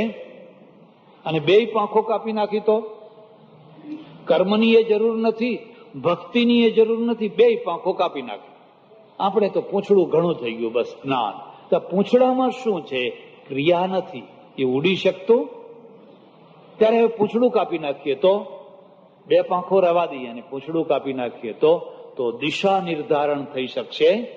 પક્ષી જયારે ઊંચું જાય છે, નીચું જાય છે, આમ વળે છે, આમ વળે છે, તો કોના દ્વારા વળે છે? પાછળના પૂંછડાના દ્વારા. જ્ઞાનનું કામ દિશા નિર્ધારણ છે, દ્રષ્ટિ છે. અને પેલા બે જે પાંખો છે, એ બે પાંખોનું કામ છે બેલેન્સ પૂર્વક ગતિ કરવાનું. એમ જીવનની અંદર પણ ઉપનિષદ અને ગીતા આ હંમેશા તમને સમસમુચ્ચય શીખવાડશે અને એમ કહેશે તમારા અંદર પ્રકાંડ જ્ઞાન હોવું જોઈએ, પણ હૃદયને મુરઝાવી નહીં નાખવાનું. જ્ઞાનનો અર્થ હૃદયહીનતા નહીં, તમારું હૃદય પણ ખીલેલું હોવું જોઈએ. પણ ઉપનિષદ અને ગીતા આ હંમેશા તમને સમસમુચ્ચય શીખવાડશે અને એમ કહેશે તમારા અંદર પ્રકાંડ જ્ઞાન હોવું જોઈએ, પણ હૃદયને મુરઝાવી નહીં નાખવાનું. જ્ઞાનનો અર્થ હૃદયહીનતા નહીં, તમારું હૃદય પણ ખીલેલું હોવું જોઈએ. તમારે ત્યાં કોઈ મહેમાન આવે તો તમારું હૃદય ખીલે છે કે ના રે ના, મોંઘવારીમાં શું ખીલે, મુરઝાઈ જાય છે. ખોટી વાત છે. જેનું ખીલે છે એનું મોંઘવારીમાં પણ ખીલે છે, અને જેનું નતું ખીલતું એનું સોંઘવારીમાં પણ ખીલતું. જયારે 1 રૂપિયાનું 2.5 શેર ઘી હતું ત્યારે પણ એનું હૃદય ખીલતું. સુદામા જયારે કૃષ્ણના ત્યાં ગયા દ્વારકામાં, તો કૃષ્ણનું હૃદય ખીલ્યું હતું. અરે ભાવ વિભોર થઈ ગયા હતા કે નહીં? સિંહાસન છોડીને દોડ્યા હતા, ઉત્તરીય પડી ગયું હતું, કપડું પડી ગયું હતું, ચાખડીઓ નીકળી ગઈ હતી. કેમ? આવે સુદામા આવ્યો છે, આવવા દો, હમણાં બેસાડો, થોડી વાર પછી મળીએ છીએ.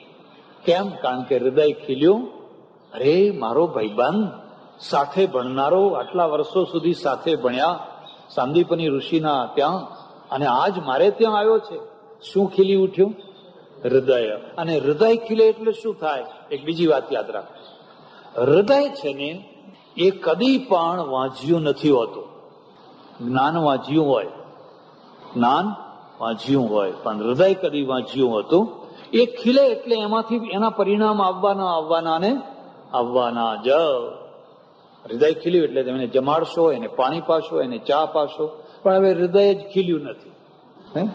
હૃદય જ ખીલ્યું નથી. અમારા એક સજ્જન એવા હતા કે તમે એમના ત્યાં મહેમાન થઈને જાઓ તો એ તમને એમ કે જુઓ કંઈ કામકાજ હોય તો બજારમાં ફરી આવો, અને 3 વાગે જયારે અહીં ચા મુકાય ત્યારે ચા પીવા આવજો. હવે ક્યાં જાય ને રિક્ષા કરીને ચા પીવા આવે? એનો અર્થ એ કે હમણાં તમારા માટે ચા મૂકવાના, 3 વાગે જયારે ચા મુકાય ત્યારે ચા પીવા.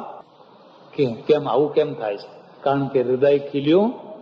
હૃદય ત્યારે મગજે ખીલ્યું નથી. પાછું પૈસા જ ખીલ્યા છે બસ, એમાં તો મગજે નથી ખીલ્યું.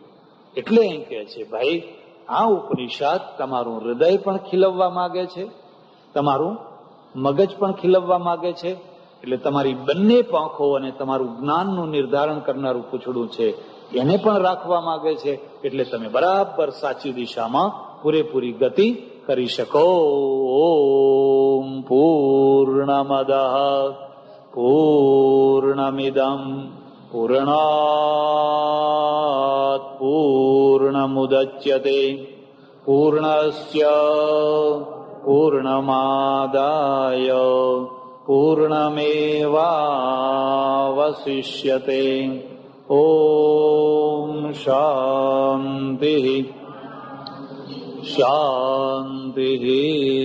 સદ્ગુરુ નમઃ પાર્વતી પતે. હર હર મહાદેવ હર.